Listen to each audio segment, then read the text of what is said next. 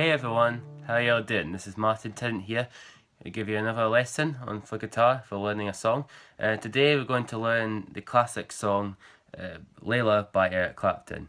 This is a classic blues rock kind of ballad, and I know it's traditionally written as a rock song, but it can also be played as a acoustic version. In fact, I quite often play this myself as an acoustic, just when I'm sitting in the house and sometimes I want to play some music. I'll just get the guitar and play this song. I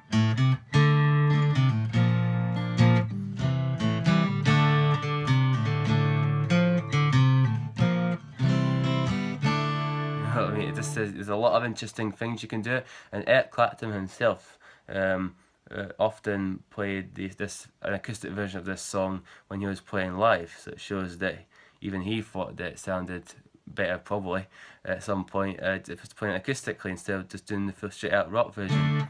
So I'm going to show you how to play this song as though you want to learn it acoustically. Or if you just want to jam this song with just a couple of friends, you don't have a full band, you just want to have a full round, or maybe you're doing a duet or something. But this will be the perfect way to play this song. And the good thing is that in terms of structure, there's really only two main themes that you need to learn how to play in order to play the full song. And the first one is the chorus theme, which is basically the section that covers the choruses, the intro, the solo, and then the sort of ending outro bit as well. And then the other part is the verse theme, which is what played out through all the verses. So we'll just get straight into it, and I'll break down each section for you. I'll just point out before I get into showing you the sections that there's a lot of different types of chords required for this song, and I'm not just talking about open position chords that uses more seventh chords like dominant sevenths or minor sevenths for that, although they are in the song as well. I'm talking about like bar chords.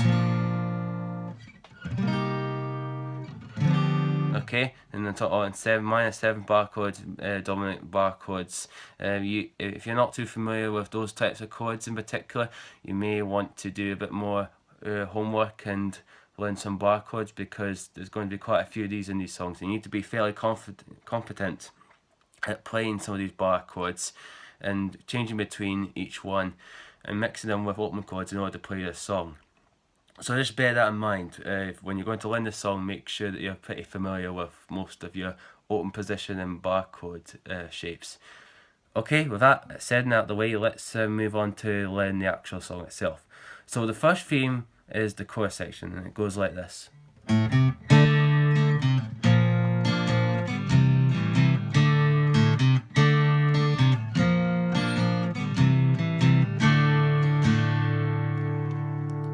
Okay, so this is basically based on 3 chords, and we're doing a couple of embellishments in between, but I'll cover the embellishments later. Let's first of all take a look at the chords. So the chords we're playing are D, B flat major, and C. Okay?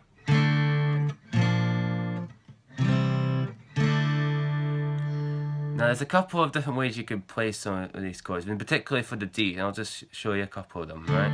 So with the D, you could just do the open position D power chord shape, open D string, first finger on 2nd fret of G, and 3rd finger on 3rd fret of B. Okay? You do that.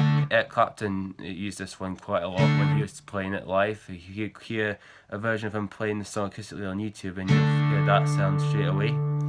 I quite like to just use the power chord as well, because I think it has the right sort of dynamics and sound for this type of song when it's played acoustically. Alternatively, if you want more of a fuller sound than that, you could add the high E string, so you can do it open, so you get the D sus2 chord. Or you could even put your first finger on the 1st fret of high E, and you can get the D minor chord. And if you want, you could use it one or the other, or you can use a combination of the 3. So one time you'll play the D chord, for a power chord, and then you'll play the D sus2 for another time you play it. It really depends on personal preference and what you think sounds good at the time. It doesn't really matter which one you use. Either one of these versions of D will work over this song. And then we then move on to B flat. It's basically the major bar chord based on the A string. You can either just fret this string with the first finger on the first fret of A, or you could bar the whole first fret, which I'd recommend you do the bar of the whole fret, because it gives your hand a bit more support for the third finger. Speaking of which, you put your third finger on the third fret, and we're going to partially bar over strings 4, 3, and 2. So that's going to be D, G, B. And then using a combination of third finger and first finger, we mute out high E and low E, okay? And that's your B flat major bar chord. And then you've got your regular C after that. And that is the third finger on third fret of A, second finger on second fret of D, open G, first finger on first fret of B, and high E, open. And that's your chords: D, B flat, and C. Okay, just a couple of quick mentions. You may want to be cautious of some of these chord changes, particularly between D and B flat. As you can tell, that's quite a big position movement for your whole hand as well as your fingers. You have to move your entire hand, not just your fingers. So you may want to work on that particular movement between those two chords before you practice learning to play this song with the strum pattern. And then B flat and C is another one to look out for, because again there's quite a bit of a movement going on between those two.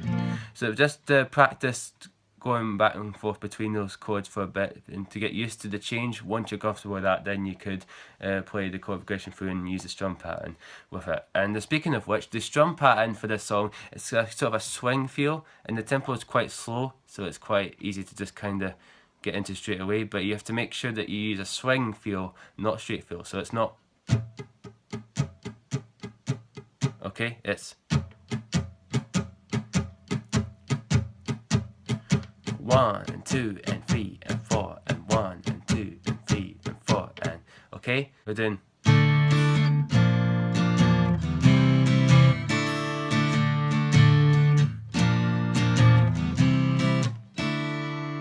Okay, and also be aware that when you're changing between these chords, every time you change between a chord, you're doing it on the offbeat, or when you're doing an up strum rather than a down strum. So it's not.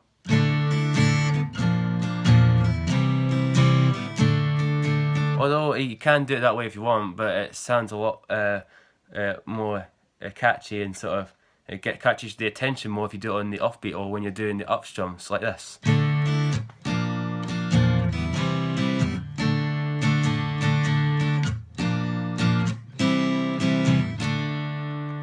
So for that, you basically just change the chord and play it, the new one, when you do an up strum rather than a down strum, okay? It doesn't matter, you could do either way, you could do a mixture of both if you want.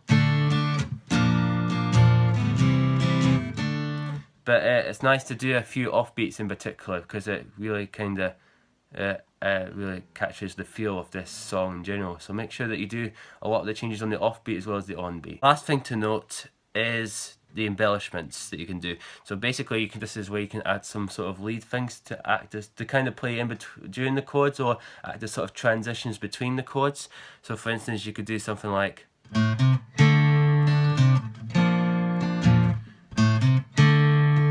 that first one there is basically, you play the open A string, and then you get your second finger and put that on the third fret of A to get the C, and then you play the chord.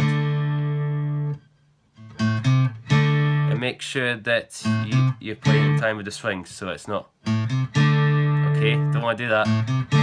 It's okay, and when you're playing the open A, you're actually playing it on the offbeat, so you'll be starting off with an up on the pick rather than a down. And then when you go to C, it's a down, and then you pick down again on the chord. So up, down, strum. right? Up, down, strum. To transition between the D and the B flat, you can go back to the 3rd fret on C, okay? And just pick down on that, and then change between, go back, change to the B flat. And then when you go to the C, you can do a simple, which is just basically pick the A string while fretting the 3rd fret of the chord, and then just take the finger off so you can get the open A, and then put your 3rd finger back on the 3rd fret, play the C again, so you get. And you can either just pick the note while let the chord ring out, so you get. Okay. Or you can do it while you're strumming the chord, so you just basically strum the open A while you're strumming the chord, so you get.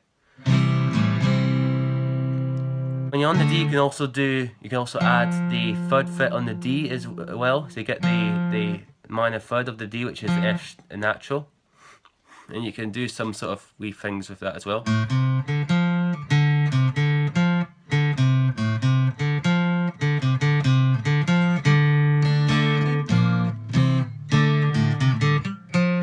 And you can add bends on the 3rd fret of D and A as well, like just a sort of quarter step bend. You just pick the note, then bring the finger down a little bit to bend the note, and then let just sort of cut it out. Just leave the tension on the string and it cuts out. And do the same thing on the A as well. Gives it a more bluesy rock kind of sound.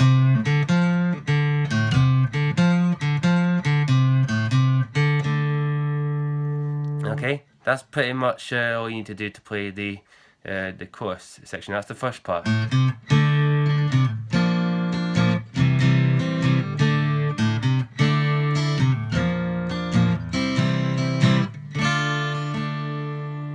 Okay, now moving on to the second theme, which is the chorus section.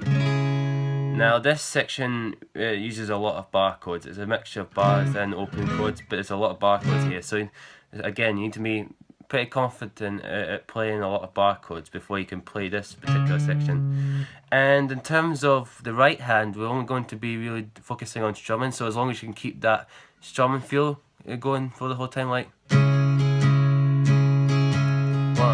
2, 3, and 4, and you can pretty much you pretty much cover with the right hand. You just occasionally add some pauses, so instead of just going, which would be fine, but you can add some sort of some pauses in there, so you can do.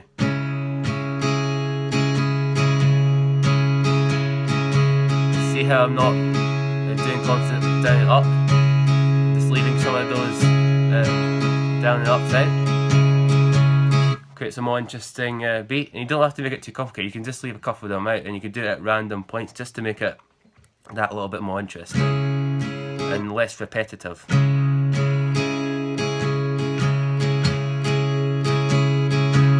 Okay, so that's the right hand covered for pretty much this verse section. So with the left hand, there's a little bit more to it. So let's just cover it one chord at a time.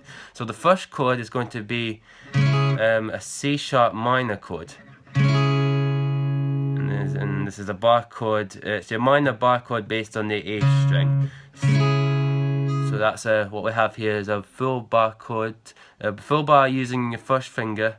Fretting the 4th fret, okay, but the important note for the first finger is to make sure that root note of C sharp on the 4th fret of the A string is getting heard, but put your finger down on the whole fret so you can get the extra support for the rest of your fingers. Alright, and then then we have a 3rd finger playing the 6th fret on the D. Pinky, 4th finger plays the 6th fret of G, and 2nd finger plays up here on the 5th fret of the B string, and then your 1st finger barring it should also get the 4th fret on the high E as well, and use the tip end of your 1st finger to meet out the low E if possible, because that will be helpful for you when playing this bar chord. And then that's the C sharp. That's your first chord, and you play that for a bar. And then after that we go over to this chord, which is a G sharp dominant 7th chord.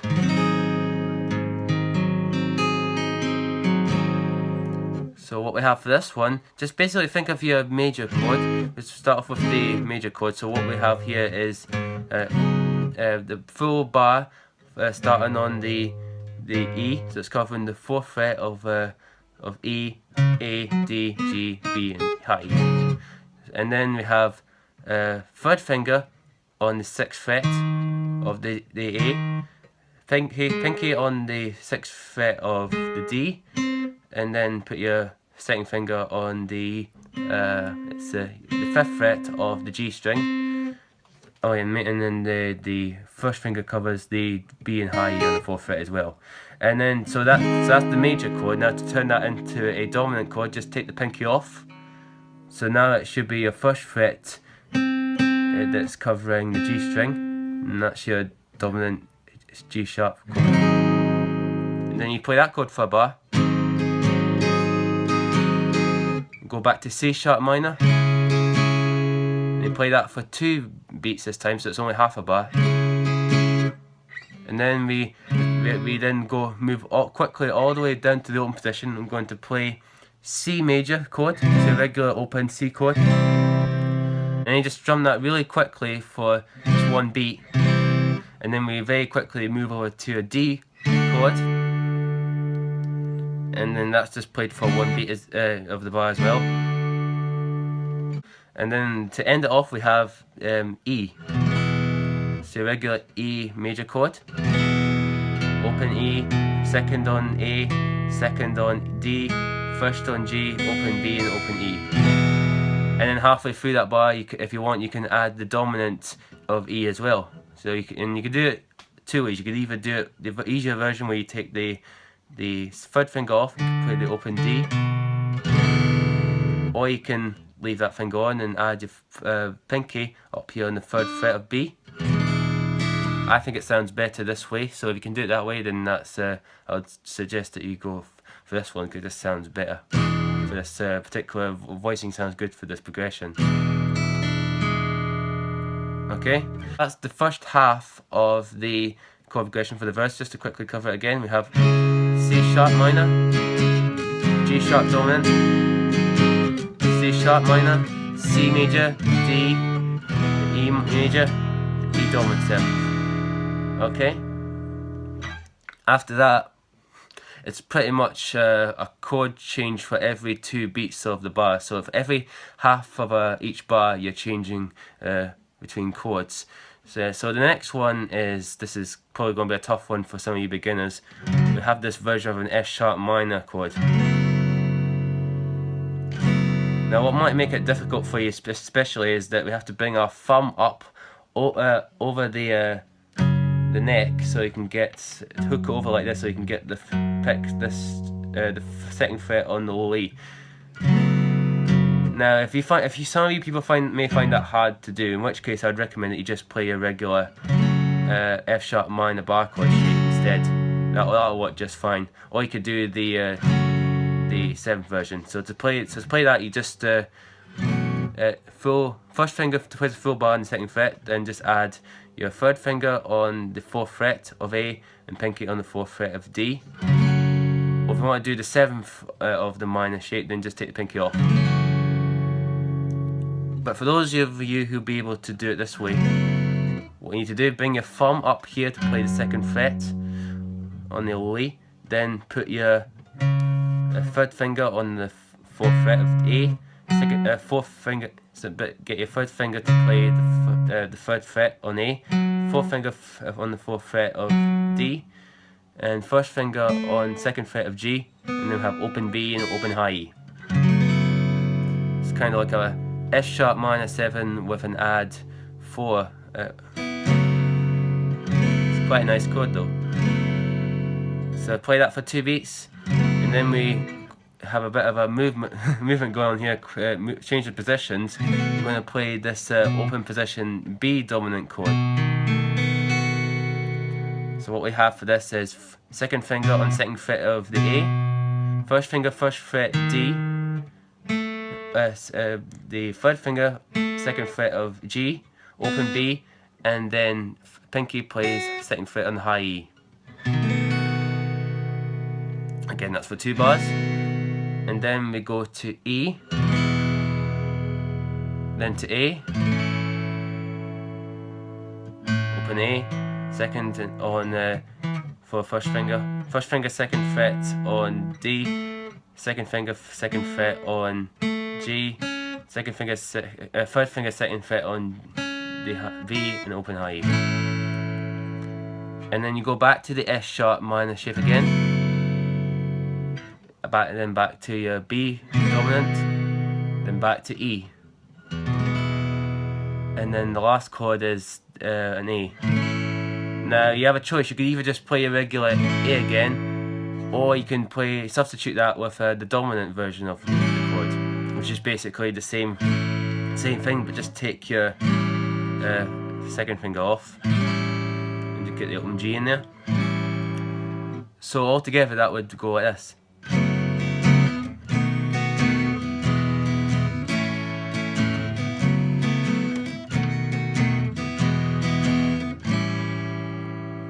A couple of finer notes because that's pretty much the entire song all the way through. Just a couple more things to point out. When you're playing, just quickly remind myself.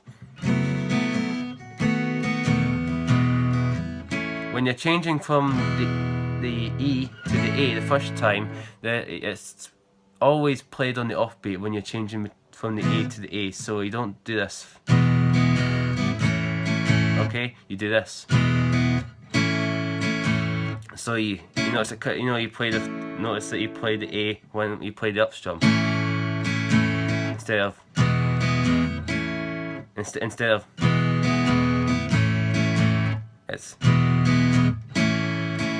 okay. So just bear that in mind. And then the other thing as well, when you're playing the dominant A at the end, before you're going back into the chorus again, you just strum that chord once. You don't have to do. Okay, you just strum that chord once and then just let it ring. And then we go back into the chorus again.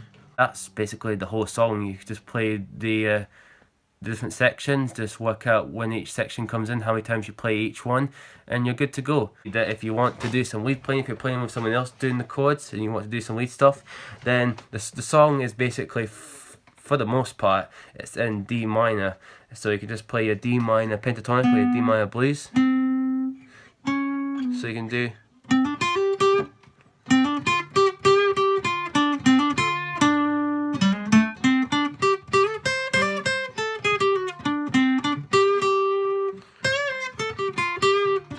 So yeah, basic minor pentatonic blues and shape kind of stuff. And that will work over this song.